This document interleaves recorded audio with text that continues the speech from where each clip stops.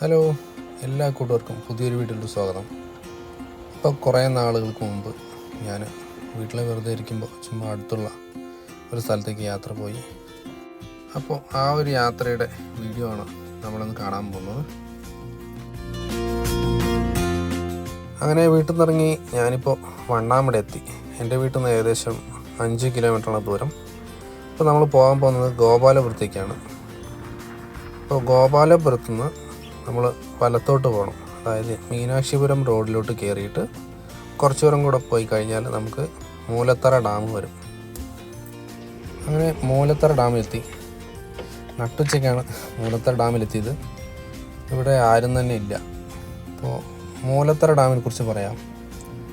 പറമ്പിക്കുളം ആളിയാർ കരാർ പ്രകാരമാണ് കേരളത്തിലോട്ട് ഭാരതപ്പുഴയിലോട്ട് വെള്ളം ലഭിക്കുന്നത്.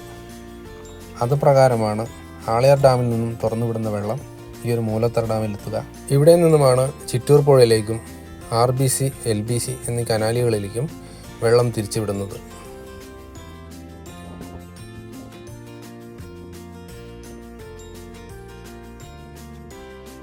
(2009) ആളിയാർ ഡാം തുറന്നതിനെ തുടർന്ന് മൂലത്തറ ഡാമിൻ്റെ ഒരു വശം തകർന്നിരുന്നു. 2020 ഈ കാണുന്ന രീതിയിൽ പുതുക്കി പണിഞ്ഞത്. കനത്ത മഴ തുടങ്ങുന്നതിന് മുൻപേ എടുത്ത വീഡിയോ ആണ്. അതുകൊണ്ടാണ് ഡാമിൽ വെള്ളം കുറവുള്ളത്. ഇതിന് ശേഷം പെയ്ത മഴയിൽ ഈ പുഴയും ഡാമും എല്ലാം കവിഞ്ഞൊഴുകിയിരുന്നു. ഈ പരിസരത്തുള്ളവർക്ക് വൈകുന്നേരങ്ങളിൽ സമയം ചെലവഴിക്കാൻ പറ്റിയ സ്ഥലമാണ്.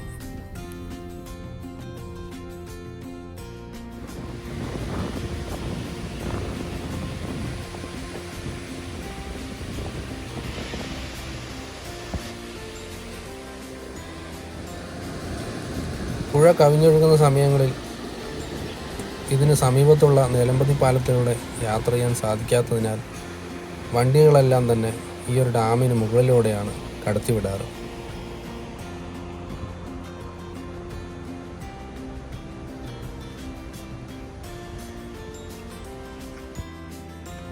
പുതിയതായി പണിതതിനാൽ ഈ ഡാമിൻ്റെ ഇരുവശത്തും ഹൈഡ്രോളിക് ഷട്ടർ സംവിധാനമാണ് സ്ഥാപിച്ചിരിക്കുന്നത്.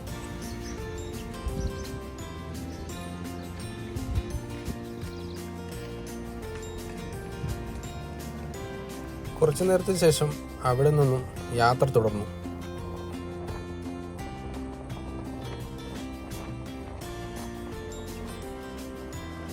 ഈ കാണുന്നതാണ് മൂലത്തറ ഡാമിന് സമീപമുള്ള നിലമ്പതി പാലം.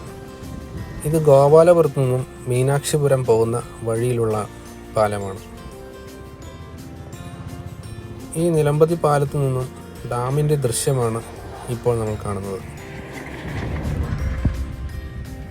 നിലമ്പതി പാലം കയറി മുന്നോട്ട് വന്നപ്പോൾ LBC കനാൽ വരും.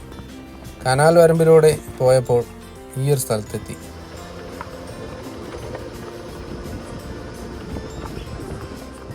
ഇതാണ് കമ്പാലത്തറ ഡാം.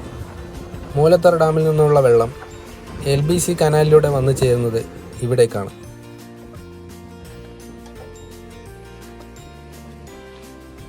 ഇന്ന് ഒരുപാട് സഞ്ചാരികളെ ആകർഷിക്കുന്ന പ്രദേശമാണ് ഈ കാണുന്ന കമ്പാലത്തറ ഡാമും ഇതിന് സമീപത്ത് തന്നെയുള്ള വെങ്കലക്കയം ഡാമും. മോഹൻലാൽ അഭിനയിച്ച ഒടിയൻ എന്ന സിനിമയിൽ കരിമ്പനകൾ കാണിക്കുന്ന രംഗം ഈ ഒരു പ്രദേശങ്ങളിലാണ് ഷൂട്ട് ചെയ്തത്.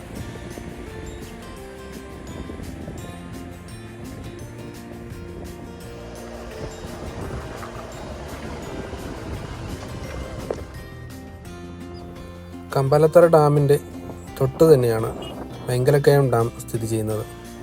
കമ്പാലത്തറ ഡാമിൽ നിന്നുമാണ് വെങ്കലക്കയത്തിലേക്ക് വെള്ളം തുറന്നുവിടുന്നത്.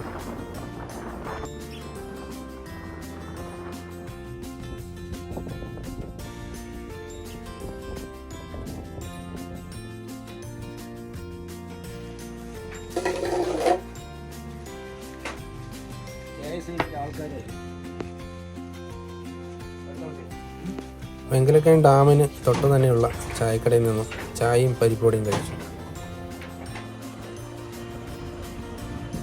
ചായ കുടി കഴിഞ്ഞ് വണ്ടിയെടുത്തു. ഇതാണ് വെങ്കലക്കയം ഡാം.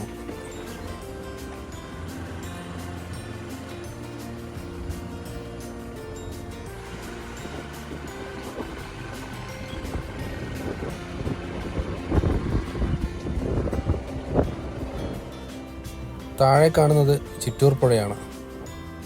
ചിറ്റൂർ പുഴയിലേക്ക് വെള്ളം തുറന്നുവിടുന്ന ഷട്ടറാണ് നമുക്ക് മുന്നിൽ ഇപ്പോൾ കാണുന്നത്.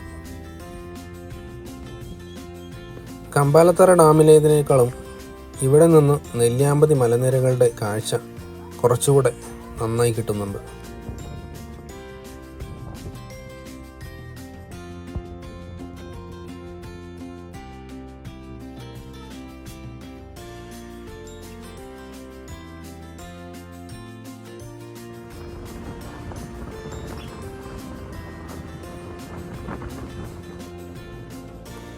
കുറച്ച് ദിവസങ്ങൾക്ക് മുൻപ് വന്നപ്പോൾ ഇത്രയും വെള്ളമില്ലായിരുന്നു.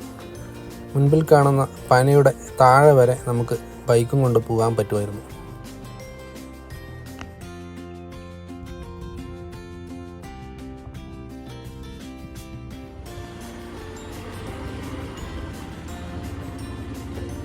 കുറച്ചു നേരത്തിന് ശേഷം അവിടെ നിന്ന് യാത്ര തുടർന്നു.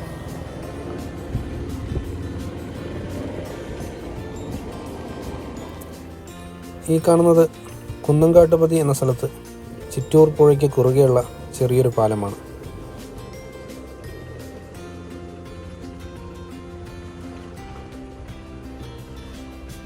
കുന്നംകാട്ടുപതിയിൽ ചിറ്റൂർ പുഴയ്ക്ക് കുറുകെയുള്ള തടയണയാണ് നമുക്ക് മുന്നിൽ കാണുന്നത്. ഇവിടെ നിന്നും പല പ്രദേശങ്ങളിലേക്ക് കൃഷി ആവശ്യത്തിനും കുടിവെള്ള ആവശ്യത്തിനും വെള്ളം വിതരണം ചെയ്യുന്നു.